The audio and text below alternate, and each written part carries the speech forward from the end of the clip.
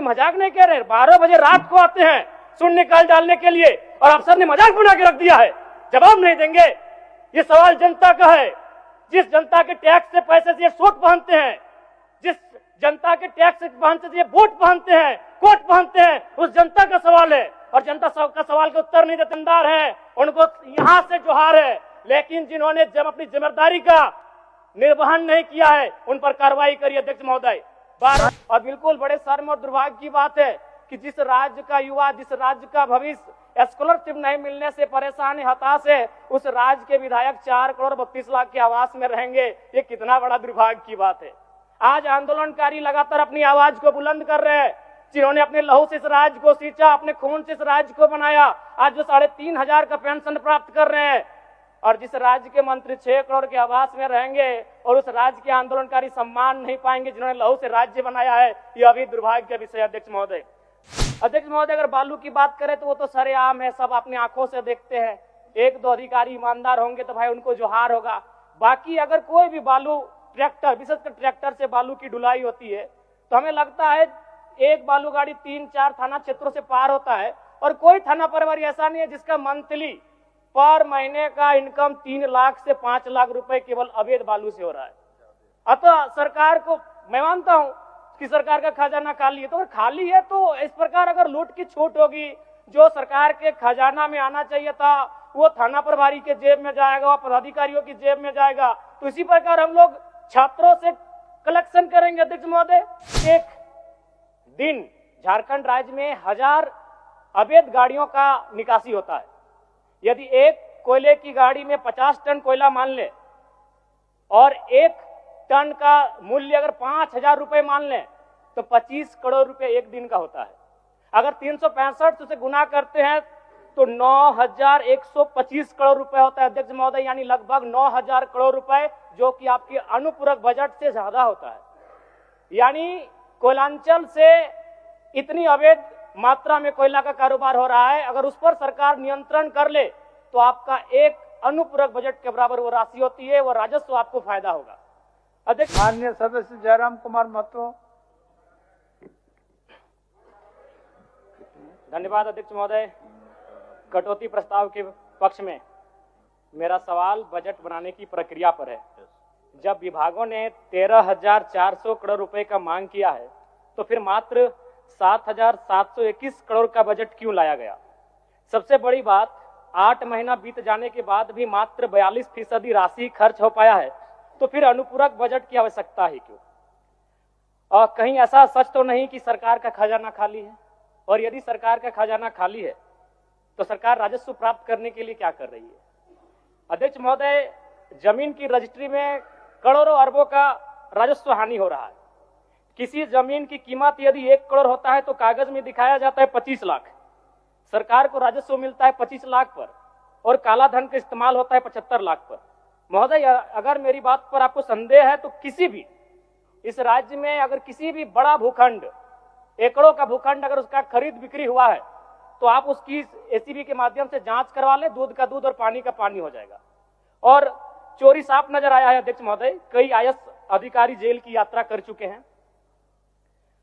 अध्यक्ष महोदय, मैं कोयलांचल से आता हूं और ईडी, जांच एजेंसी और तमाम न्यूज चैनल्स रिपोर्ट की मानी तो प्रत्येक दिन झारखंड राज्य में 1000 अवैध गाड़ियों का निकासी होता है। यदि एक कोयले की गाड़ी में 50 टन कोयला मान ले और 1 टन का मूल्य अगर 5,000 रुपए मान लें तो 25 करोड़ रुपए एक दिन का होता है। अगर 365 से गुना करते हैं तो 9,125 करोड़ रुपए होता है अध्यक्ष महोदय, यानी लगभग 9,000 करोड़ रुपए, जो कि आपके अनुपूरक बजट से ज्यादा होता है। यानी कोयलांचल से इतनी अवैध मात्रा में कोयला का कारोबार हो रहा है, अगर उस पर सरकार नियंत्रण कर ले तो आपका एक अनुपूरक बजट के बराबर वो राशि होती है, वो राजस्व आपको फायदा होगा। अध्यक्ष महोदय, अगर बालू की बात करें तो वो तो सरेआम है, सब अपनी आंखों से देखते हैं। 1-2 अधिकारी ईमानदार होंगे तो भाई उनको जोहार होगा। बाकी अगर कोई भी बालू ट्रैक्टर, विशेषकर ट्रैक्टर से बालू की ढुलाई होती है तो हमें लगता है एक बालू गाड़ी 3-4 थाना क्षेत्रों से पार होता है और कोई थाना प्रभारी ऐसा नहीं है जिसका मंथली पर महीने का इनकम 3 लाख से 5 लाख रुपए केवल अवैध बालू से हो रहा है। अतः सरकार को मैं मानता हूं कि सरकार का खजाना खाली है, तो अगर खाली है तो इस प्रकार अगर लूट की छूट होगी, जो सरकार के खजाना में आना चाहिए था वो थाना प्रभारी के जेब में जाएगा, वो पदाधिकारियों की जेब में जाएगा। तो इसी प्रकार हम लोग छात्रों से कलेक्शन करेंगे अध्यक्ष महोदय। अब इसको भी झूठ मत कहिएगा, अखबार में दिया था कि जैक ने 35% 10th और इंटर का शुल्क बढ़ाया। मैट्रिक का शुल्क था 980, शुल्क कर दिया गया 1180। इंटर का शुल्क था 1100, शुल्क कर दिया गया 1400। मैं तो सबसे पहले कहूंगा कि जो शुल्क पुराना था अविलंब शुल्क बढ़ोतरी पर रोक लगाया जाए। अध्यक्ष महोदय, आज छात्रवृत्ति नहीं मिला है छात्रों को। आज राज्य सरकार और केंद्र पक्ष वाले यानी विपक्ष वाले एक दूसरे पे दोषारोपण कर रहे हैं। इस दोषारोपण के बीच इस राज्य का भविष्य क्यों उलझेगा अध्यक्ष महोदय?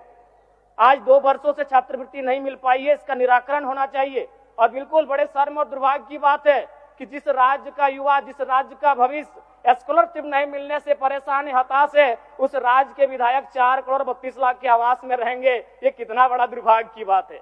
आज आंदोलनकारी लगातार अपनी आवाज को बुलंद कर रहे हैं, जिन्होंने अपने लहू से इस राज्य को सींचा, अपने खून से इस राज्य को बनाया। आज वो 3,500 का पेंशन प्राप्त कर रहे हैं, और जिस राज्य के मंत्री 6 करोड़ के आवास में रहेंगे और उस राज्य के आंदोलनकारी सम्मान नहीं पाएंगे जिन्होंने लहू से राज्य बनाया है, यह अभी दुर्भाग्य का विषय। अध्यक्ष महोदय, अध्यक्ष महोदय, चाहे मान्य सदस्य सबको एक्स्ट्रा टाइम मिला है, नहीं, संक्षिप्त करिए आप। चलिए ठीक है। अध्यक्ष महोदय, बड़े सौभाग्य से हम 2 मंत्रियों के बीच में आते हैं। 32 और 34 दोनों साथ बैठे हैं, हमेशा यूं ही साथ बैठे हैं, हमारी शुभकामनाएं। एक ही कुर्सी में बैठे हैं और दोनों के बीच हम आते हैं 33। एक बार भी मंत्री महोदय मेरे विधानसभा में गए नहीं। क्यों नहीं गए? योजना ही नहीं है, इनका दोष नहीं है। मेरे विधानसभा में कोई नई योजना, किसी के विधानसभा में मंत्री पद का कार्य क्या है? सिर्फ अपना विधानसभा नहीं होता है, कम से कम साल भर हो चुका है।